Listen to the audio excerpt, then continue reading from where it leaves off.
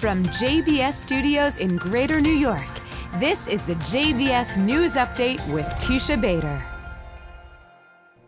I'm Teisha Bader with the JBS News Update for Wednesday, December the 12th, 2018. The premature baby who has been fighting for his life since his mother was shot in a terror attack Sunday night has died. 21-year-old Shira Ishran, who was 7.5 months pregnant, was critically injured when she was shot at from a Palestinian vehicle while standing at a bus stop Sunday night near the Jewish settlement of Ofra in the West Bank. Ran was rushed to the hospital where doctors were forced to deliver her baby in an emergency cesarean section. And while Ran slowly improved over the last few days, the baby's condition deteriorated and he passed away today. 6 others were also injured in the terror attack Sunday, including Ron's husband and father of the baby, who is recovering. The IDF is still searching for the terrorists. Israel's Knesset closed today following the collapse of one of its ministers. Minister of Communications Ayub Kara clutched his chest and fell unconscious at the entrance to the Knesset plenum today and was given medical attention at the scene by Arab Joint List Knesset member Ahmed Tibi, who is a doctor. Kara was taken to Hadassah Hospital, where he is said to have regained consciousness. Knesset Speaker Yuli Edelstein issued a statement wishing Kara a speedy and full recovery and said the Knesset plenary would remain closed for the rest of the day and will reopen tomorrow morning.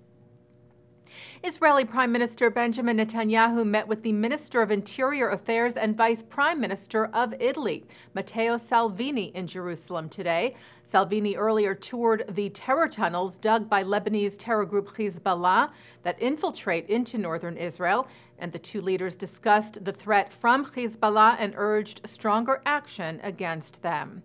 And staying with Netanyahu, the prime minister accepted the resignation today of his international media spokesman, David Keyes. If you recall, Keyes took a leave of absence in September following a number of accusations against him of sexual misconduct. An investigation into those allegations was closed, citing they were from before Keyes began working for the prime minister. In a statement today, Netanyahu thanked Keyes for his great contributions to Israel's public diplomacy efforts. The head of the conservative movement in Israel filed a complaint with Israel police yesterday after receiving death threats from ultra-Orthodox men and teenagers at the Western Wall in Jerusalem's Old City. Hess was at the Kotel on Sunday to support Women of the Wall, the group that advocates for equality at the holy site, something the ultra-Orthodox strongly oppose. A number of Jewish organizations are asking U.S. Secretary of State Mike Pompeo to protect Jewish and Christian heritage in regards to import restriction agreements with countries in the Middle East and North Africa, like a request now being considered by the State Department from Algeria. 18 organizations, including the Anti-Defamation League, the Conference of Presidents of Major American Jewish Organizations, the Simon Wiesenthal Center, and the World Jewish Congress, have signed on to the letter, which was organized by Jewish indigenous to the Middle East and North Africa. It shares concern that Jews who were forced out of countries in that region, now living in the U.S., might be prevented from retrieving items and artifacts that belong to them, and asks the State Department to exclude such items from any restriction agreements. Well, there is a new and promising cancer treatment emerging from Israel. Israeli startup Alpha Tau Medical, together with Tel Aviv University, has developed DART, diffusing alpha emitters radiation therapy, which they claim can destroy solid cancerous tumors with minimal harm to healthy tissue.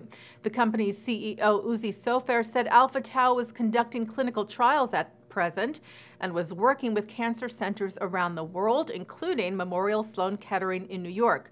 Sofer said, "We feel that it is really breakthrough and game-changing in the field of oncology." Iconic Jewish actor Kirk Douglas celebrated his 102nd birthday this past Sunday, and in honor of that milestone was presented a historical marker in his birthplace of Amsterdam, New York. The marker will be placed near the home where Douglas was born as Isor Danielovich to Russian Jewish parents on December the 9th of 1916. It reads that the film legend rose from poverty to appear in over 90 films in Hollywood. Taking a look now at our programming for tonight on JBS for Wednesday, December the 12th. At 7 o'clock, students talk about their experiences as co-presidents of the NYU Student Interfaith Club Bridges Muslim-Jewish Dialogue with Rabbi Yehuda Sarna on millennial perspectives. At 8 o'clock, it's a look at rabbis and feminism. At 8:30, Blue Greenberg and David Bigman discuss the Agunah crisis, women who are refused a Jewish divorce by their husbands. At 9 o'clock, filmmaker Paula Eisel talks about her hit documentary 93 Queen on L'chaim. At 10, author Tanir Oxman and New Yorker contributor Liana Fink discuss how female Jewish cartoonists address how the Jewish community portrays women. And coming up right after this newscast tonight at 6:30, it's Thinking Out Loud with Micah Halpern. And that's the JBS News Update for Wednesday, December the 12th, 2018. I'm Teisha Bader.